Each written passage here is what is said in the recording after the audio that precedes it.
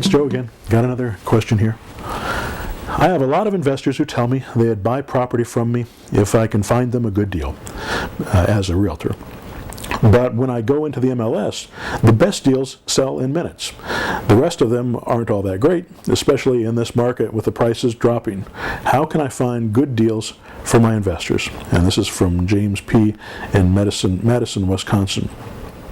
Well, you're right. If you go into the MLS, typically you can probably buy properties all day long 10-15% under market value in just about any market, except in a really, really hot market, which we're not experiencing in too many places in the country right now. So you can probably go into the MLS and find properties like that, but not too many investors are going to be excited about 10% under market value, 15% under market value, unless there's some other type of financing advantage for them to do it that way. And you're absolutely right as well. If you're looking for properties that are 20-30% and you're trying to find those in the MLS, those are very hard to find, and occasionally they pop up, but you got to be quick. I mean, I'm talking within hours. You've got to be able to make an offer on those types of properties. It doesn't give you enough time to go to your investors and say, hey, would you like this property, and let them make a decision. You've got to be able to be in a position to make the offer yourself. So that's not the way we do it. The other way that you can find properties, and the way I did it when I first started, was go to HUD foreclosures, and I would get VA foreclosures, and I do the fix-up thing. I do the standard real estate investing methods of fixing up the property, buying them with credit, putting my money into them, holding them, and then turning around and selling. At the beginning of my career, it was great because the market was going up like mad. I could buy a property 10% under market value, which is about what we were getting those VA foreclosures at the time, because it was a really hot market in California back in the late 80s. And then we turn around and flip those properties and make a chunk of money, because they'd go up in value 20-30%. So you'd see a 20-30-40% increase in value, and you're almost guaranteed having a lot of money at the end and making a huge chunk of money at the end. But when the market changed, that all changed as well. And there's only a certain amount of properties that you can buy if you're using loans, and if you're using your own money for down payments and for fix-up.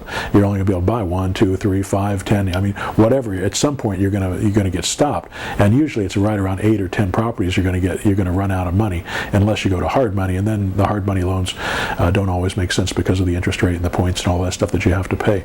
So I don't like using loans to buy properties to fix it up and resell. What I'd much rather see you do is use the techniques that I teach to go after for sell by owners, to go after expireds, to go after for rent deals, to go after general people that are out on the market right now looking to sell their home.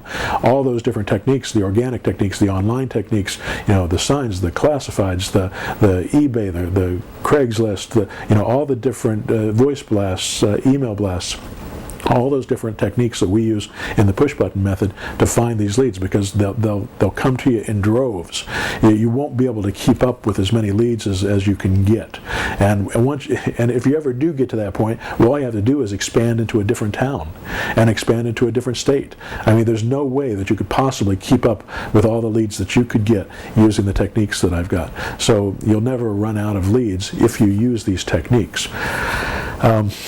So anyway, when you find properties that you can, and also if you're working with investors right now in this market, if you're trying to find investors to work with, a lot of them aren't going to be able to qualify for non-owner occupied loans. They have to do full docs now. They've got some stated income loan deals out there, but the interest rates are really high. They're up in the double digits right now, and now that'll change. I mean, the market will drop back down and it'll fluctuate, and we sell to people that get loans, and we help them find properties for rental, mainly for passive investing, not active investing. We sell them to investors for passive investing that they can keep for the long term, and we've done very well with that. But I think that you're going to want to focus on finding deals on terms and then turning around and flipping it to an investor, if that's your choice, for an assignment fee. Charge them $5,000 or $10,000, or take the equity as a note, or take some money up front and take some equity as a note, so you're a partner in it with them, but you don't have to manage it. You don't have to take any of the risk. They can be the ones They have to make sure the payment's made, and if payment's not made, then you can go to them and you can always take the property back if you need to, because you'll be secured by your equity position will be secured by a note. So lots of great ways to do that and work with investors. And when you start building a list of investors and start sending them out an email, like I've got a newsletter series. Actually, it's part of the mentor program. It's called Building a List of Investors, and it teaches you how to build a list. It teaches you how to send out a newsletter to them. I've even given you articles that you can send out to teach them about the process. There's also an audio that you might want to listen to. I think I've mentioned it before. joecrump.com/longterm, LONGTERM, all one word, all lowercase.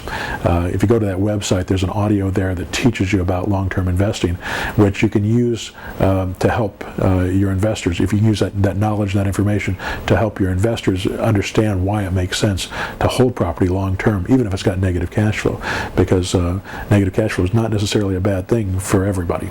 And the tax benefits and all the other things that come out of buying property. If you have that knowledge, it'll be easier for you to sell it to investors and for you to write your newsletter. Now, the newsletter that you're going to be sending out to your investor list every week, you're also going to add in properties you've got for sale. And as your investor list grows, every time you get a property, you can send it out to your list, and you're going to sell it instantly, or not always, but it's going to be very likely that you can, and we've certainly done it very quickly. I've been in a situation where I'll send out an email and I'll sell out an entire subdivision of 15 or 20 properties in the matter of a few hours, where all I have to do is be on the phone, and I'd never even been to the subdivision. I just got pictures, I got inspections, I did everything remotely because I wasn't even in the state where they were at.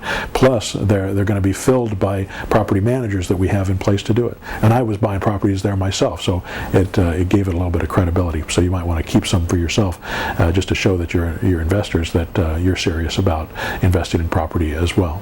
So you're playing both sides of it. You're getting the cash flow from the investors, you're getting the long-term wealth by keeping the properties. All right, hope that helps.